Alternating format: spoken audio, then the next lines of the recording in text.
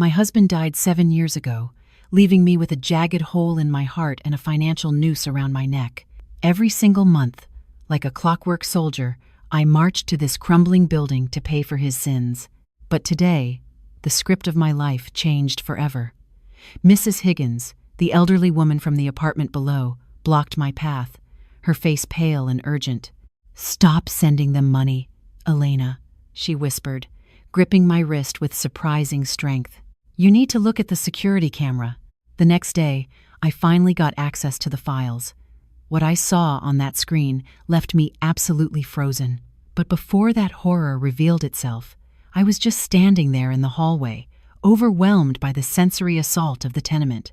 The sour stench of peeling plaster mixed with the dank, earthy funk of the flooded basement hit me the moment I killed the engine of my old sedan. This brick beast had survived in the heart of South Chicago for decades, wearing down its inhabitants just as it was wearing me down. I locked my car, checking the handle twice, a nervous habit developed from years of parking in this neighborhood.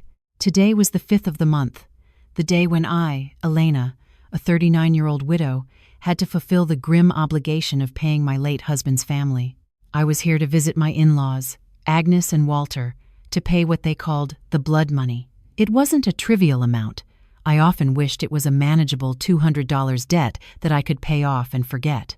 Instead, it was a crushing monthly tribute that kept my son and me living paycheck to paycheck. Mrs. Higgins' warning echoed in my ears as I thought about the footage she claimed would destroy my reality and expose a lie I had been living for 7 long years. 4 floors, no elevator. I adjusted the strap of my purse, my hand unconsciously brushing against the bulging envelope tucked inside my coat pocket. $450. To the wealthy elites living in the high-rises downtown, that amount is a trivial dinner check or a pair of shoes. But for me, it represented a quarter of my meager monthly salary. That was money for Leo's braces, for his math tutor, for the basketball league fees he begged me to join. 7 years ago, in a desperate bid to chase a fortune, Derek convinced his parents to liquidate their entire retirement savings, a massive sum of $25,000, and give it to him so he could invest in equipment to work in the oil fields of Texas. The day the news of Derek's death arrived, his mother didn't hug me. Instead, Agnes pointed a shaking, accusatory finger at my chest. She screamed that it was because of my demands that her son had to leave home, only to end up losing his life in a desolate wasteland, leaving them, 2 elderly people, destitute and empty-handed. In her grief and rage, she forced me to assume the full responsibility of paying back that principal amount, divided into grueling installments of $450 a month for 7 long years. I gritted my teeth and accepted the burden, considering it the last gesture of love toward my late husband and the only way to buy peace to raise my son without their constant resentment.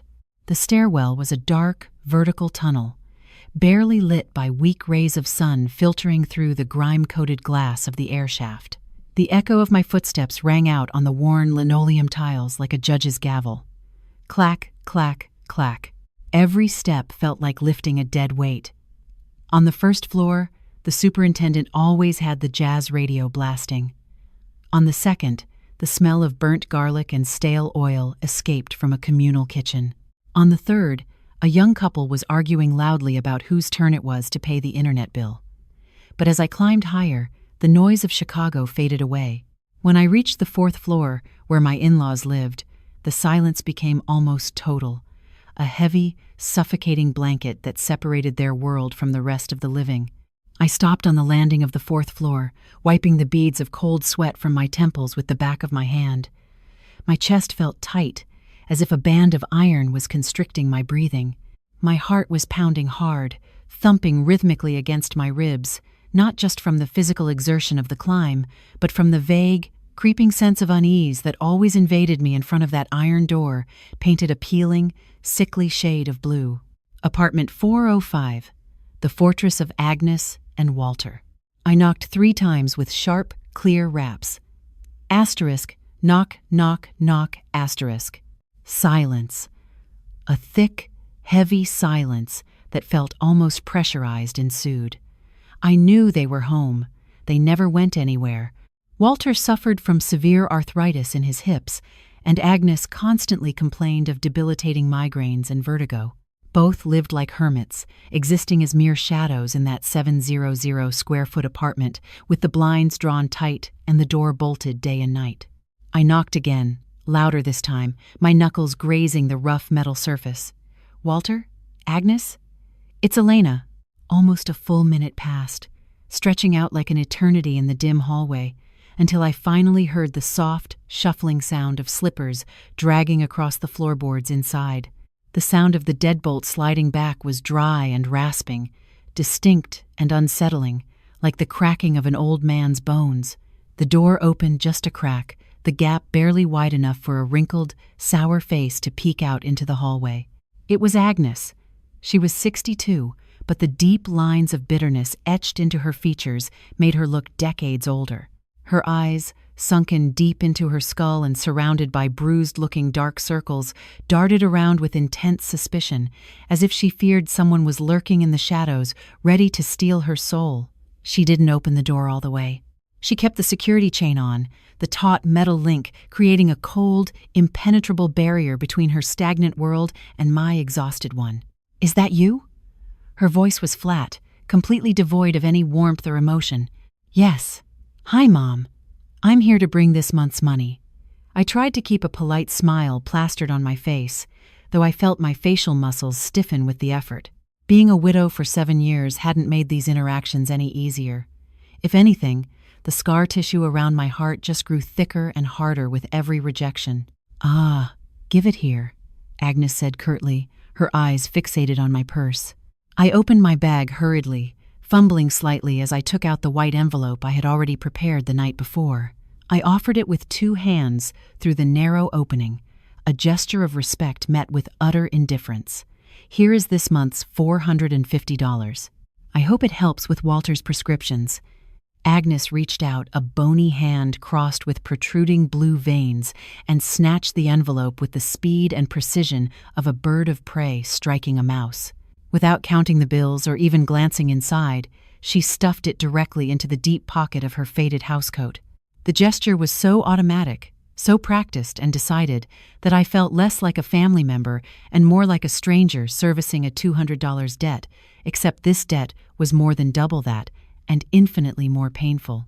"Is Leo okay?" she asked mechanically, without looking me in the eye. Instead, she shifted her gaze toward the dark stairs behind me, scanning the shadows as if watching to see if someone else was coming up. "Yes, he's doing great. He just made the honor roll again." "He doesn't stop asking about his grandparents," I said, my voice softening with hope.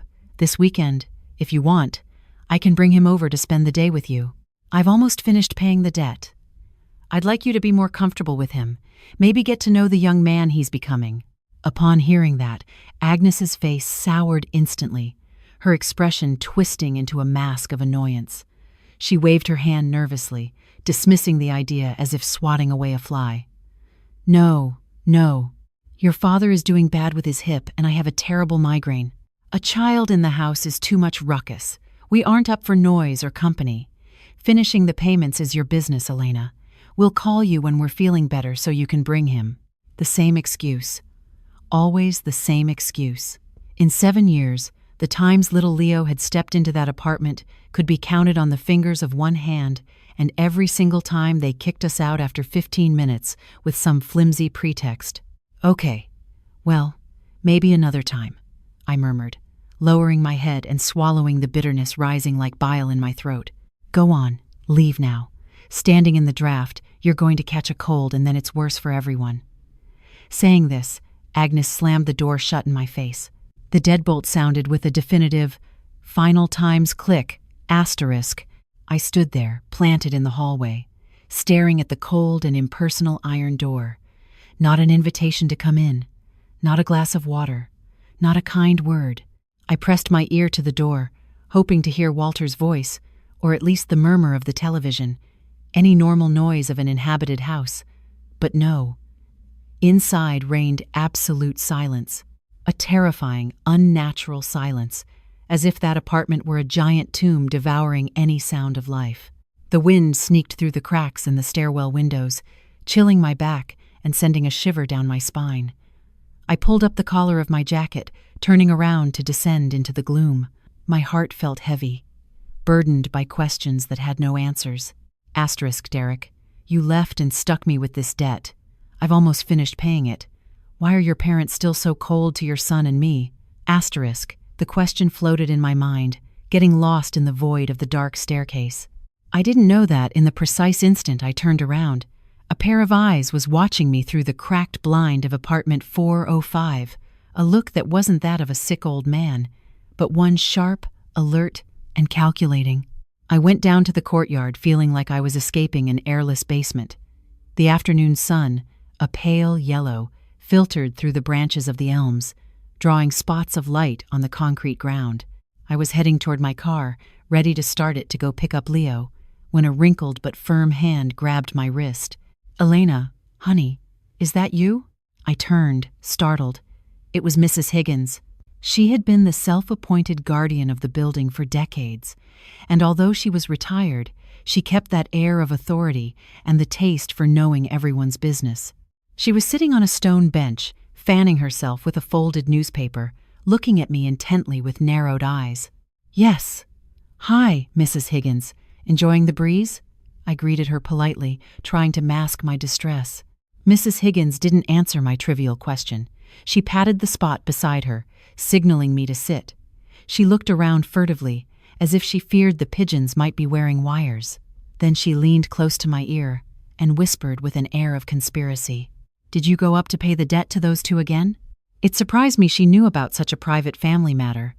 But in this building, walls were thin and secrets were thinner. I nodded.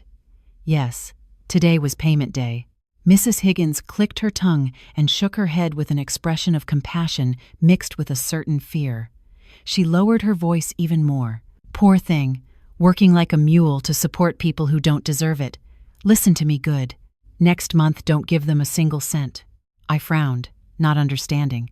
Mrs. Higgins was known for being a gossip, but she wasn't a malicious person who would incite people to renege on their obligations. "Why do you say that?" "I have a couple of years left. It's for the $25,000 Derek borrowed. I have to fulfill my obligation." Her hands squeezed my arm tightly, her grip surprisingly strong. Her eyes opened wide, staring into mine, and her voice, though trembling, pronounced every syllable with hardness. "They say around here that the dead sometimes ain't that dead." A chill ran down my spine, sharper than the wind in the stairwell. Mrs. Higgins' words were like a blast of freezing air from the beyond in broad daylight. "What are you saying?" "My husband died 7 years ago. We have the death certificate. We even brought his ashes back." She interrupted me with a wave of her hand. "I ain't talking about ghosts, child. I'm talking about flesh and blood people. Haven't you noticed that house is quieter than a church during the day? But around 2 inches the morning, you hear noises, heavy footsteps. One night, I couldn't sleep," she continued, her voice dropping to a harsh whisper. "I went out on my balcony to smoke a cigarette and saw the shadow of a man going up to the 4th floor. The way he walked looked real familiar to me. Real familiar." My heart started to beat hard, a frantic drum against my ribs. Yes, that way of limping with the shoulder dropped a little, just like Derek after he broke his leg in that motorcycle accident on I-90. And the strangest thing is that whenever you come to bring the money, that same night or the next, that shadow appears. I stood paralyzed, my mind blank. Derek died in an explosion on an oil rig in Texas. Mr. Sterling brought us the urn with his ashes. "Surely you're mistaken," I stammered. "Your eyesight isn't what it used to be." Mrs. Higgins shot me a sharp look. "I'm old, but I ain't senile. Besides, I saw him. He was wearing a hoodie pulled down to his eyebrows and a face mask. If he was a thief, he'd be lurking around, testing handles. But this one took a key out of his pocket and opened the door like it was his house. If you don't believe me, that's your problem. But listen to me and check it. On the landing between the 3rd and 4th floor, the building management just installed a security camera for robberies. Ask someone to get you the footage." I got up with trembling legs and walked toward my car, leaving Mrs. Higgins on the bench fanning herself as if she hadn't just dropped a bomb on my life. My head was a whirlwind of denial and terror. "Mrs. Higgins' words echoed inside me like a cursed mantra. Asterisk. Not that dead. Walks with a limp. Opened the door like it was his house. Asterisk. I put the key in the ignition with shaking hands. A vague but overwhelming fear began to take over me. If Derek was alive, why had he let me carry this enormous debt for 7 years? Why let his son grow up thinking his father was a hero who died trying to provide for us? The streets of Chicago at rush hour were chaos horns blaring, sirens wailing, but I felt completely detached from all that noise. In my head, a movie was repeating in slow motion, connecting fragmented memories of the last 7 years. I remembered the visits to my in-laws. Why did Agnes always demand the money with such hardness? The $25,000 were their retirement savings, yes, but they didn't need it immediately. Why did they insist I pay them $450 every month without missing a cent? Their combined Social Security checks totaled almost $2,500. Living where they lived, in that rent-controlled apartment, it was more than enough for 2 elderly, austere people. What did they need $450 more in cash for every month? To save? Or to support someone else? Once last summer, during a heat wave that pushed temperatures into the triple digits, I brought them a bag of peaches. When Agnes opened the door, I saw out of the corner of my eye that inside the house the blinds were completely drawn. They didn't have air conditioning, yet the windows were shut tight. How did 2 old people stand the heat like that unless they were trying to hide the presence of someone else? Unless they were terrified of someone looking in? "Mama, Leo is waiting for you." The high-pitched voice of my son brought me back to reality. I had arrived at the gate of his middle school. The boy ran toward me, sweating from practice, his backpack bouncing. I hugged him, feeling a knot in my stomach so tight it hurt. Leo's father. The day I received the news of Derek's death, I fainted several times. Agnes only repeated that he had gone to seek a better future for the family. Now that he's died, we're left with nothing and with debts. You are his wife. You have to take charge. For the love of my son, so he wouldn't lose his grandparents, I accepted working double shifts without rest to pay the debt. But what if what Mrs. Higgins said was true? The idea made me swerve, almost crashing into a delivery truck coming in the opposite direction. "Mama, are you okay?" asked Leo, scared, gripping the door handle. "Yes, baby. It's nothing. I'm just a little tired." When we got home, after making dinner and putting my son to bed, I sat in front of the computer. The screen glowed in the dark room, but I couldn't concentrate on work. I opened a drawer and took out my budget notebook. The line, "Pay debt, grandparents, $25,000, was circled in red. I had paid for 84 months. Only a few were left. If Derek was alive, it meant I wasn't paying a debt, but that they were scamming me. I remembered the detail of the limp. Derek had broken his left ankle and tibia in a motorcycle accident in 2016. He walked with a distinctive hitch ever since. Suspicion, like acid, began to corrode my trust. I needed proof. I grabbed the phone and looked for a name in my contacts. Caleb was a cousin of mine, a young computer genius who worked in cybersecurity. "Elena, what's going on calling me at this hour?" "Caleb, are you busy? I need a favor." "Tell me, cuz it's something delicate. Do you know anyone who manages the cameras in the building where my in-laws live? The one on the south side?" There was a silence on the other end. "I got a friend in the security company that installed them." "Why? Did something get stolen?" "Yes, something like that," I lied, my voice trembling. "I think I dropped my wallet on the stairs. Is there any way you can get me the files from the camera on the stairs between the 3rd and 4th floor for the last 3 months? I'll ask tomorrow and let you know. But Elena, you sound weird. You okay? Please, Caleb, it's very important." I hung up with my palms soaked in sweat. The arrow had already left the bow. I had just started my search for the truth. The next afternoon, I met Caleb on the patio of a hidden coffee shop down a side street in Wicker Park. He arrived on time, wearing his usual hoodie, and pulled a sleek laptop out of his backpack. "Elena, what's wrong with you?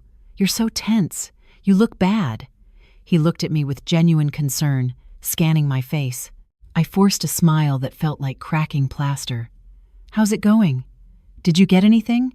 Caleb nodded, his expression serious. "You got lucky. The system saves everything to the cloud for 90 days. My friend passed me the files. What day do you say you lost the wallet?" "Put on the 5th or 6th day of every month between 1 and 3 inches the morning." Caleb typed in silence, his fingers flying across the keyboard. "Here it is, day 6 of last month. Look at this." He turned the screen toward me. The image was grainy, black and white, but clear enough to make my stomach drop. The camera focused from the 3rd-floor landing up toward the 4th. The hallway was deserted, the peeling paint looking like scars on the walls. The clock in the corner marked 1:45 a.m. and 20 seconds. A shadow appeared coming up the stairs. I felt my heart stop. The man was wearing a baggy jacket and a cap pulled down that hid half his face. He was wearing a mask. "Stop. Put it in slow motion." My voice sounded strange, like it was coming from underwater. Caleb pressed a key. The man climbed the steps, first the right foot, then he dragged the left with a slight limp. His left shoulder dipped a little when he put weight on that leg. That walk. I covered my mouth to suppress a sob that threatened to tear my throat apart. It was unmistakable. It was Derek. I stared at the screen, unable to blink. The man arrived at door 405. He didn't knock. He put his hand in his pocket, took out a ring of keys, chose one with practiced skill, and inserted it into the lock. Asterisk. Click. Asterisk. The door opened. He slid inside and closed it very carefully. "Do you recognize someone?" asked Caleb with caution, watching my reaction. "Put on the previous month," I whispered. Caleb obeyed. The 6th day of the previous month at the same time, the same person, the same stealth, and the same ease opening the door. I watched the 3 videos of the last 3 months in a row. The pattern didn't change. The night after I handed over the money, he appeared. Suddenly, I felt nausea rising, violent and acidic. Who had I been paying for 7 years? I was paying the very man who was hiding there, who had cruelly allowed his wife and son to suffer for a fake debt. "Caleb, copy all this onto a USB for me, and not a word to anyone, please." Caleb saw the seriousness in my face, the storm brewing in my eyes, and nodded. "Relax. I won't say anything." I grabbed the USB, squeezing it in my hand until the edges dug into my palm.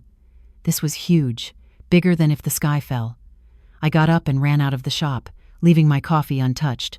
Derek was alive, and he, together with his parents, had staged this farce to exploit me to the bone. When I got home, I locked my bedroom door and let myself fall to the floor. The laptop played the video over and over again. I remembered the jacket he was wearing in the footage. It was a Carhartt jacket I myself had given him for Christmas right before he went to Texas. Derek wasn't dead. Why fake his own death? Why use the excuse of a debt to force me to pay? I remembered the day we received the terrible news. My in-laws wept inconsolably, their wails filling the funeral home. But right after the service, while the flowers were still fresh on the altar, they brought up the supposed debt. "Daughter, Derek left for this family. Now that he isn't here, we are old and have no income. The $25,000 we gave him is lost. Let's see how we fix this." They appealed to my compassion and my sense of responsibility. They knew I would never abandon my husband's parents. And just like that, they turned me into their ATM for 7 years. The pain was transforming into anger, a rage that burned slowly and intensely like a coal fire. Almost $37,000 counting interest and gifts. It was my sweat, my tears. I had saved every penny, denied myself new clothes, denied Leo summer camps, all to support the ghost of my husband and his 2 accomplices. I looked at the improvised shrine on the dresser where Derek's photo kept smiling kindly next to a candle. I wanted to smash it to pieces, to scream until the windows shattered. But no, destroying things wouldn't solve anything. I had to stay calm, be smarter than them. "You've played your role as a dead man very well, Derek," I whispered to the photo. "Well, now let me play the naive wife a little longer. But this time the director of the play will be me." I opened a drawer and took out a fresh notebook. I started to trace a plan, my pen digging deep into the paper. Asterisk. Step 1. Confirm the identity of the man in the video beyond a shadow of a doubt. Asterisk. Step 2. Investigate the real financial situation of Derek and his family. Where is the money going? Asterisk. Step 3. Find Derek's hideout.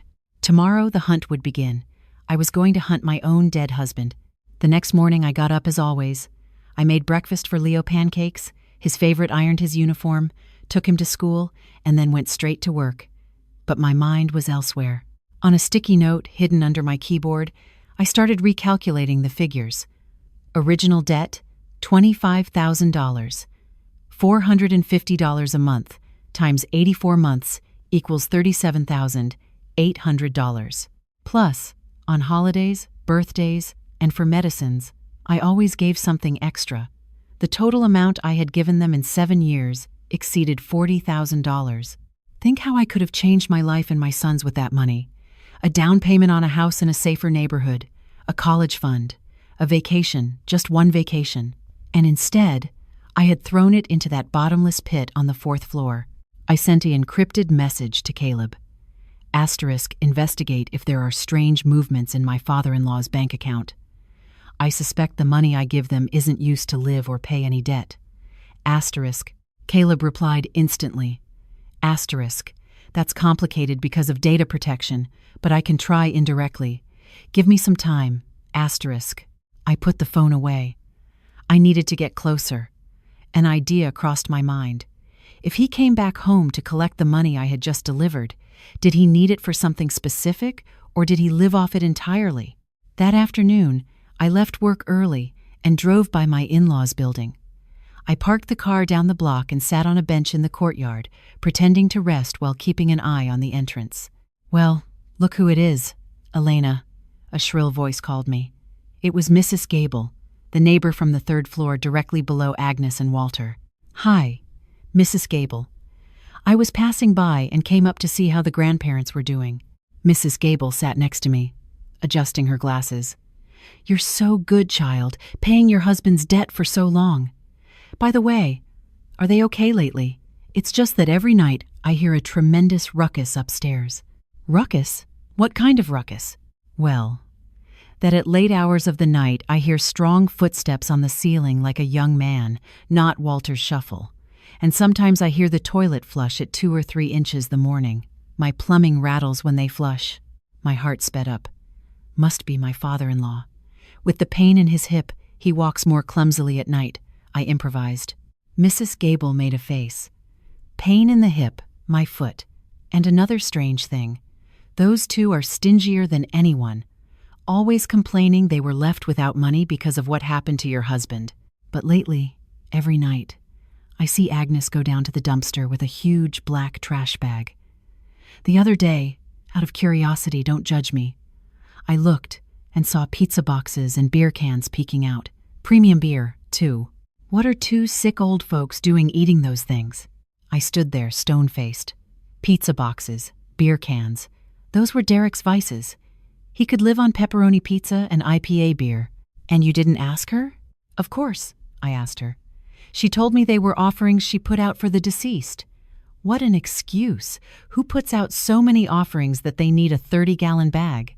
Mrs. Gable's story was a crucial piece of the puzzle. Derek not only went to the house for money, but he probably lived there part-time, spending the money I earned with the sweat of my brow on junk food and booze. 2 days later, I decided to act.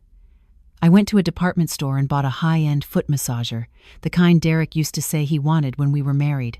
I chose 8 at night for my Visit Prime TV time. I climbed the 4 floors carrying the bulky box. In front of door 405, I sharpened my hearing. Inside, the television and voices could be heard. Eat, son. Eat while it's hot. Your wife just brought the month's money, so spend without fear. It was Agnes's voice, clear as a bell. Relax, Ma.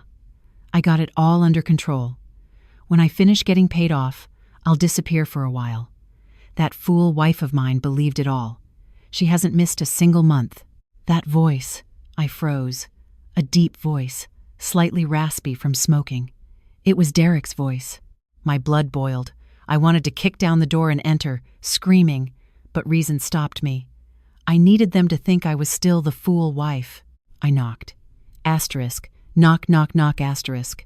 The voices ceased immediately. The silence was instant and terrifying. "Who is it?" asked Walter from inside, his voice trembling slightly. "Pop, it's Elena. I brought you a foot massage machine." A good while passed until I heard the shuffling of slippers. The door opened a crack. This time it was Walter, blocking the entrance, his face pale. "At this hour, daughter? Why didn't you call?" "I got off work, passed by Macy's, and saw this machine that works great for your arthritis. I wanted to surprise you." Walter stepped in my path, blocking my view of the living room. No, leave it there. The house is very messy. I'm not a stranger, Pop. Besides, I wanted to come in to light a candle for Derek." My father-in-law's face fell apart. "What nonsense are you saying? Go on, go home." Just at that moment, from the back bedroom, a cough was heard. A dry, short, hacking cough of a man. Walter jumped as if he'd been electrocuted. "Your mother is with the cough again. Go now. Go on." He snatched the box from my hands and slammed the door shut. I was left alone in the hallway, staring at the wood grain. That cough wasn't Agnes's. Derek's presence in that house was confirmed. The next morning, I received a call from Caleb while I was pouring my second cup of coffee. "Elena, I found something interesting. Can you meet?" I went to see him immediately. He was waiting in his car, parked a few blocks from my office. He showed me an Excel file on his laptop. I checked the transaction history associated with their social security numbers. "Don't ask me how," he warned, tapping the screen. "The pension checks arrive punctually every month, direct deposit. But here's the kicker. They haven't withdrawn a single dollar in over 4 years." "They don't withdraw money?" I asked, astonished. "Nothing?" "Zero, only deposits. The balance is sitting there, accumulating interest. They have tens of thousands of dollars just sitting in that account." "Then what do they live on?" I whispered, the realization dawning on me. The pizza, the beer, the things Mrs. Gable says she sees in the trash, all that costs money. "Cash," Caleb said, finishing my thought. "Apart from your $450 a month, someone else has to be giving them cash. A lot of it." "Exactly. And that person can only be Derek. He doesn't make transfers so as not to leave a digital trail," Caleb explained, his fingers tracing the rows of deposits. "He brings them the money in hand when he goes sneaking in at night. So they aren't needy. They aren't poor. They have a small fortune that their son gives them, plus their saved pension, and even so, they've been squeezing you to the last cent." I clenched my fists so hard my nails dug into my palms. This truth was even crueler than if they were poor. They were rich, at least by our standards, thanks to their son's dirty money, but their greed led them to steal the sweat of my brow. "I suspect Derek is involved in something illegal," Caleb continued. "The money he makes isn't small if he can support them in cash and feed his own habits. Can you find out what he's doing?" "That's harder, but I'll try to follow the trail through his old contacts." "Thanks, Caleb." Derek was hiding somewhere, involved in shady business, and using his parents and a fake debt to exploit his own family out of pure greed. Leaving Caleb, I passed by a print shop. I was still missing one piece of the puzzle: Derek's death. I remembered the day we received the urn. The representative, a guy named Mr. Sterling, said Derek had died in an explosion and they had to cremate him urgently due to the condition of the remains. The family couldn't go to Texas to identify the body. My in-laws agreed immediately, saying it was better for their son to rest in peace without us seeing the horror. I decided to call Mr. Sterling. I still had his card in my files. "Hello." "Hi, Mr. Sterling. This is Elena, Derek's wife." "Ah, hello, Elena. How can I help you? It's been a long time. I'm processing the widow's pension update, and the insurance company is asking me for the original forensic report and the death certificate from the state of Texas. Could you help me get copies?" "Oof, that's very difficult," Mr. Sterling stuttered, his smooth professional voice cracking. 7 years have passed. Those papers don't exist in our archives anymore. Besides, at the time, everything was done via humanitarian channels to speed things up. The documentation was very basic. "Please try. I'll compensate you for the trouble." "Well, I'll see what I can do." Mr. Sterling hung up hurriedly. His attitude confirmed my suspicions. He had surely collaborated in the falsification of the documents, probably for a bribe. I looked south toward the rural town in Indiana, where Derek's family plot was located. The urn with his ashes was there. I had to open that urn. I called my mother-in-law the next day. "Mom, this weekend I want to take Leo to the country to put flowers on his father. I've already paid the whole debt early, and I want to go give thanks. It's time Leo paid his respects properly." "It's a very long trip, Elena." "What are you going for?" said Agnes curtly, her voice sharp with suspicion. "I can't help it, Mom. Last night I dreamed of Derek and he asked me to. I'm very worried. You know how vivid dreams can be. I played the superstition card. Old folks tend to be superstitious." "All right, go if you want, but go and come back quick. Don't linger." "Yes, I know." I hung up. The trip to Indiana would be the key.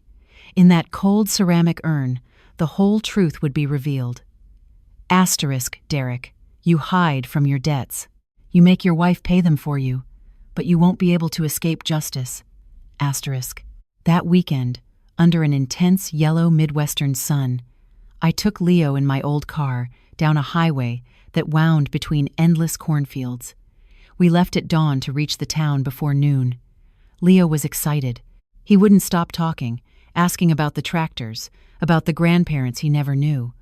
My son's innocent laughter was like knife stabs in my heart. The purer he was, the heavier the guilt of the adults who had betrayed him. I didn't dare tell him the true purpose of our trip. For him, it was a visit to his father's town. For me, it was the trip to find the evidence that would unmask his cruel father. When we arrived in town, several distant relatives received us warmly. My uncle-in-law, the one who took care of the cemetery, came out to help us with the bags. What a joy, Elena. It's been so long. Leo is growing into a little man. He's just like his father. That innocent comment hurt me. Just like the man who was hiding, the one who in 7 years hadn't sent him even a piece of candy. I smiled and greeted everyone, trying to seem calm. I put some flowers at the church altar and lit a candle. The smoke stung my eyes. "With your permission, I'm going to take Leo to the cemetery to put some flowers on his father and tell him I've fulfilled my obligation." I said it out loud so everyone would hear. My uncle nodded. "You do well, daughter. Derek will rest easier. Stay for lunch and go in the afternoon. It's too hot now." "No thanks, Uncle. I prefer to go now. In the afternoon, we have to go back to Chicago so the boy can go to school tomorrow." I rejected his offer. I had to execute my plan at noon when everyone was eating. I took Leo by the hand and we went to the cemetery located at the end of town. The sun beat down, but I didn't feel the heat. In my purse, besides the flowers, I carried a small hammer, a screwdriver, and a micro camera with a charged battery. The town cemetery was silent under the shade of the oaks. The graves were clean and orderly. Derek's niche was in the columbarium wall, 3rd row, with a shiny black granite plaque and a photo of him smiling that same fake smile. I placed the flowers. Leo helped me put them. "Dad, it's Leo. I came to see you. Help me get good grades." The boy joined his hands, and his childish voice resonated in the silence. I looked at him and my eyes filled with tears. "Leo, baby, why don't you go play a while over there by the big tree while I talk a moment with Daddy? I need to tell him some grown-up things." "Okay, Mama." Leo ran obediently toward a patch of grass to look for grasshoppers. I was left alone in front of the niche. I looked around. Not a soul. At that hour, the whole town was home. I breathed deep to calm myself. With trembling hands, I turned on the micro camera I had hidden in the lapel of my jacket. I had to record the whole process as proof. I approached the niche. The urn was behind a small glass door, locked with a key. My uncle had given me a copy the day of the burial, in case I wanted to clean it sometime. He never imagined that key would open the door to such a raw truth. I put the key in the lock. The click sounded dry and metallic. The little glass door opened. The earth-brown ceramic urn appeared before me. Engraved on it was the name times Derek Vance times and the dates. I picked it up with my hands. It was cold. Not the cold of death, but the cold of a lie. I put it on the ground and took out the hammer and screwdriver. The lid was sealed with silicone.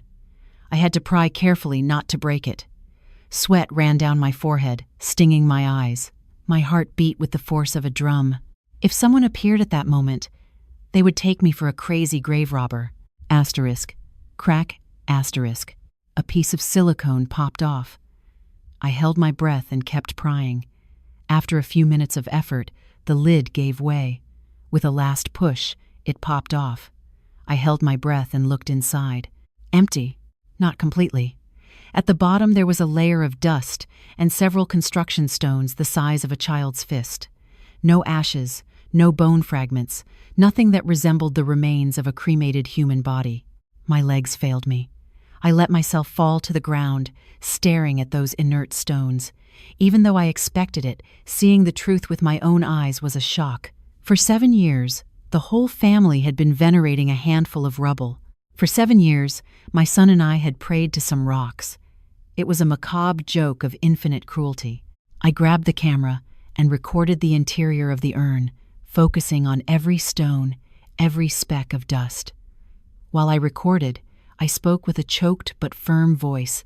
Today, May 15th, 2024, I, Elena Vance, wife of Derek Vance, have opened my husband's urn in the cemetery of his hometown.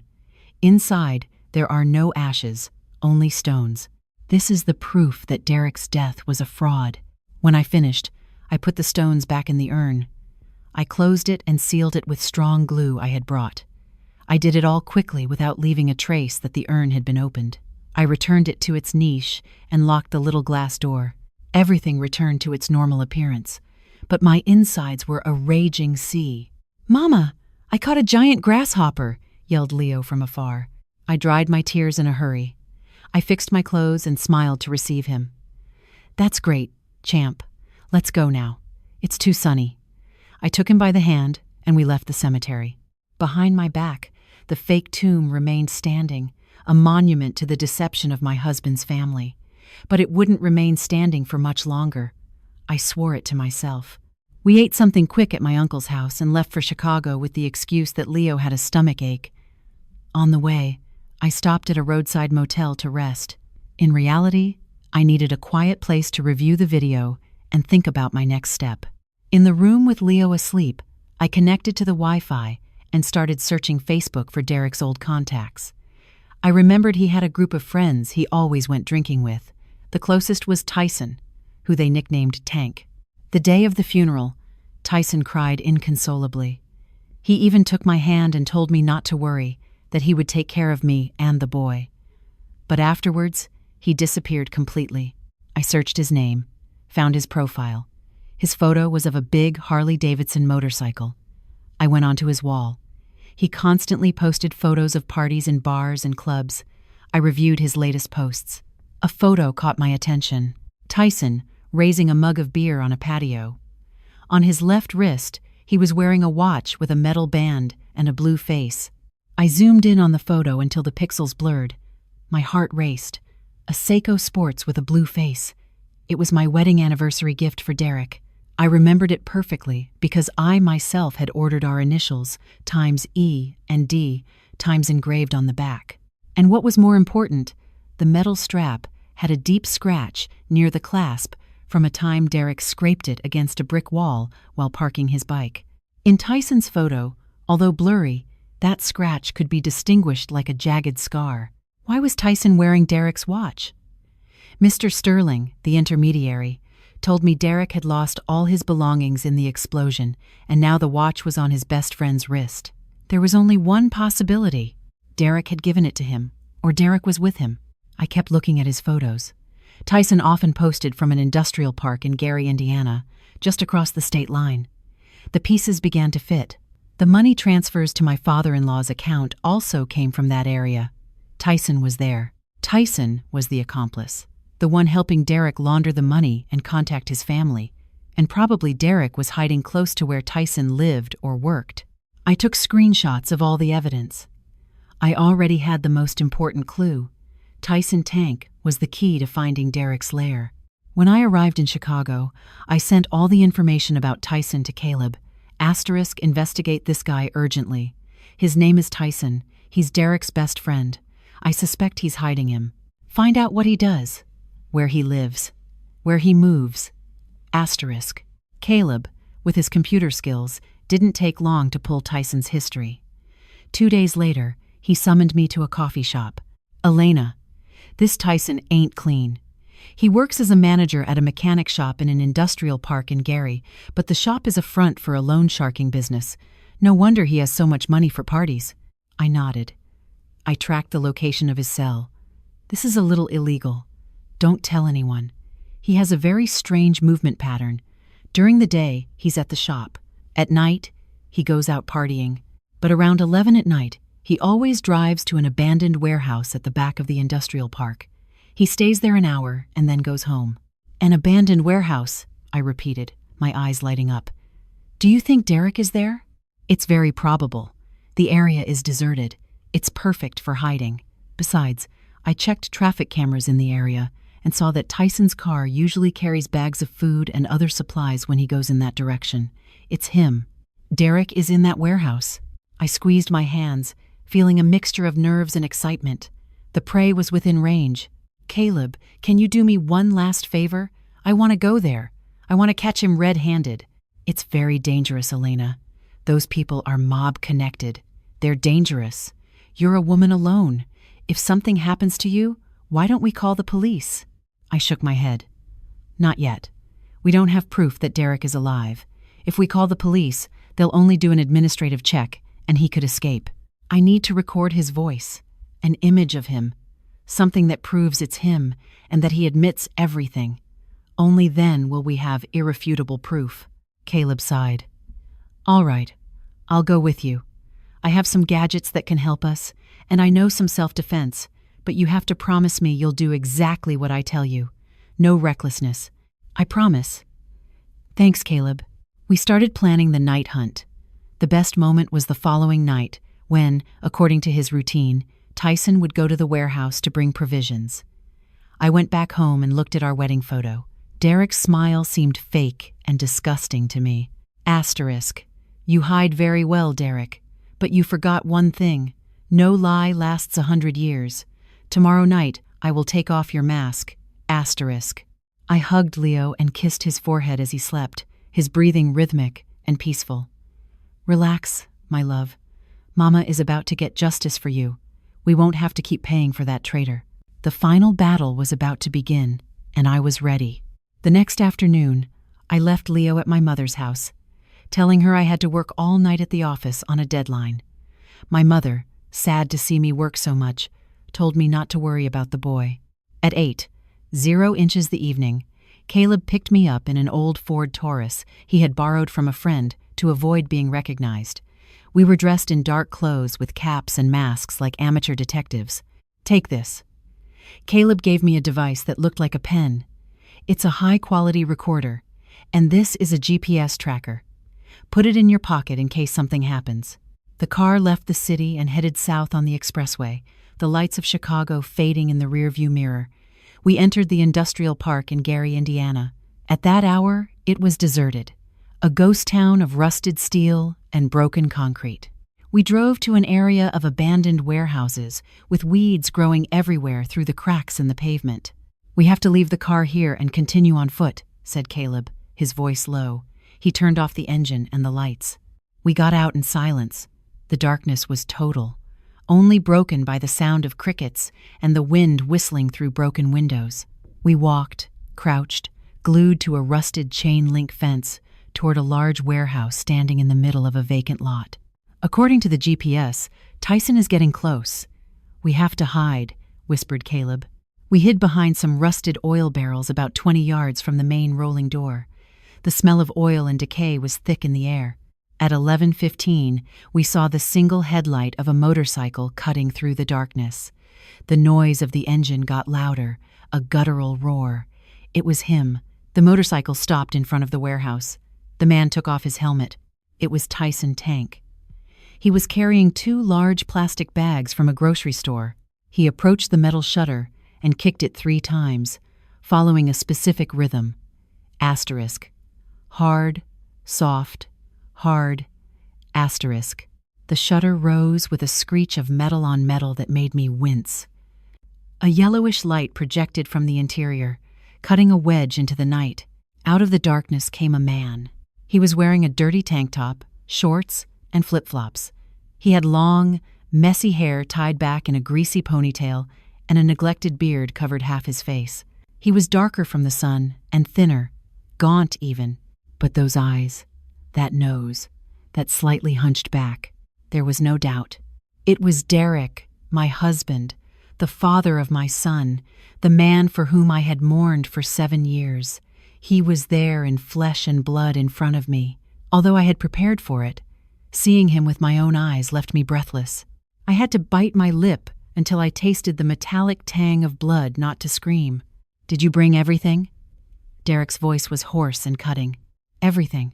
Beer, food, smokes, new clothes." "You live here like a king," said Tyson, laughing as he gave him the bags. "A king, my ass. This is an oven, and the mosquitoes are eating me alive." "I'm about to go crazy," complained Derek, taking the bags and turning around. Tyson put the motorcycle inside and lowered the shutter. "Come on, we have to get closer to here," whispered Caleb, pulling my sleeve. We moved stealthily to the side wall of the warehouse. We found a crack in the corrugated metal through which light and sound escaped. I pressed my eye to the cold steel. Inside, in a corner, was Derek's nest. A mattress on the floor, a plastic table littered with empty cans, a fan spinning lazily, and a small TV flickering. The two men sat down on plastic crates and opened some beers. The Times sound echoed in the empty space. I turned on the recorder pen and pressed it to the crack, my hand shaking uncontrollably. The conversation reached my ears with brutal clarity. "Drink. It's cold," said Tyson. Derek drank a long gulp and belched loudly. "That's good.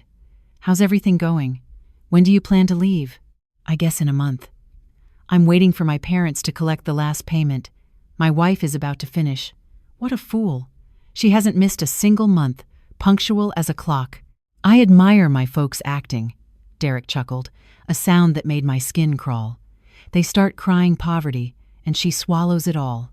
Hook, line, and sinker. The truth is, your wife is a saint, and you are a bastard. Aren't you afraid of karma?" said Tyson, laughing as he lit a cigarette. "What karma?" "I went to Texas to make money for them, but I had the bad luck to get into gambling debt, and I owe 50 grand to the mob up there. If I don't escape, they kill me. I had to fake my fake death so they wouldn't find my family and the $25,000 of debt. Your parents didn't lose anything." Derek let out a laugh that turned into a cough. "I came back without a dime and with gambling debts here too. If I didn't get the money out of my wife, what was I going to eat? My folks' pension wasn't enough. With the excuse of the debt, Elena has broken her back working. But now you make money. You could support the whole family." "Yeah, I make money and plenty of it, but I like taking it from her. Why not? Besides, that way my folks have an excuse to complain to the neighbors, and nobody suspects the money I give them. If suddenly they get rich, people would talk. You're a cold calculator. And your wife and son, you just abandoned them." Derek was silent a moment, taking a drag from his cigarette. "Screw them. Elena is young and pretty. She won't lack for men. I did her a favor. Now she can rebuild her life. I take the money so she's too busy to suspect anything. I hate her preaching, even though sometimes I think about it. I was at home like a king, with food on the table and a warm bed. And now I'm here in this hell. Be careful. The other day, your wife showed up by surprise with a massage machine. I think she suspects something. If you stay there one day, you'll find the police arrest at the door. Hold on a little longer. You take off to Mexico and it's over." "You're the biggest bastard I've ever known, Derek," said Tyson, though his tone was joking. "Come on, drink and shut up. If I don't look out for me, who's going to?" I turned off the recorder. It was enough. The man I had loved was truly dead. The one in there was a monster. I signaled Caleb for us to leave. "Are you okay?" he asked me, his eyes wide with shock. "I'm better than ever," I whispered, drying my tears with a firm voice. "Let's go. Tomorrow will be his end." The next morning, we went straight to the office of a lawyer Caleb knew, a sharp woman named Miss Vance, who specialized in fraud cases. I handed over all the evidence: the crystal-clear recording from the warehouse, the video of the empty urn filled with rocks, the images from the security camera, and the bank records Caleb had pulled. The lawyer, upon hearing the recording, became furious. "This is aggravated fraud, document forgery, and concealment." With the amount scammed and the aggravating factors of abuse of trust and faking death, Derek and his parents face serious prison time. I want to report them. I want them to pay and give me back every last cent, I said with determination, my voice steady. "I'll help you, but first we have to coordinate with the police to arrest them. If they find out, Derek could flee." The lawyer called the police detectives. With such solid evidence, an operation was organized for that very night. One tactical team would go to the warehouse for Derek, another to the apartment for his parents, and a third for Tyson. I would wait at the precinct. At 2:00 the morning, the inspector's phone rang. Target detained in the warehouse. Accomplice controlled. The two elderly individuals are on their way. I breathed in relief, feeling empty and exhausted, but lighter than I had in 7 years. Justice, though slow, arrives. The curtain had fallen on a 7-year farce. The next morning, I saw Derek through the one-way glass of the interrogation room. He was sunken, handcuffed to the table, with a lost, defeated gaze. When they played him the recording of his own voice mocking me, he collapsed and confessed everything. His parents in another room were crying and blaming their parental love. But the law doesn't forgive those who use affection to scam. Tyson was also arrested for concealment and for his loan sharking business. The case shocked the public. 3 months later, the trial took place. Derek was sentenced to 12 years prison for aggravated fraud and document forgery. His parents, due to their advanced age and health, received probation, but were forced by the court to liquidate their savings and return all the money to me plus interest. Leaving the courthouse, I looked at the blue sky. The bright sun dissipated the shadows that had clouded my life for 7 years. I had recovery of my money, my honor, and most importantly, my freedom. I sold the small apartment full of bad memories, and with the settlement money and my savings, I bought a new condo, small but full of light, near a good high school for Leo. One afternoon, picking Leo up from school, he told me, "Mama, today I got an A in math, and I made the varsity team." What a champ my son is. Today, to celebrate, I'm treating you to deep dish pizza. Yay! We walked hand in hand down a tree-lined street, the leaves turning golden in the autumn sun. The afternoon wind brought the smell of burning leaves and fresh beginnings. I looked at my son and smiled, truly happy for the first time in a decade. The painful past had remained locked behind prison walls. Before us opened a new future, bright and peaceful. I gave thanks in silence for the past storms. Thanks to them, I had discovered how strong I was and had learned that true happiness doesn't consist of blind sacrifice, but in knowing how to fight to protect what you love.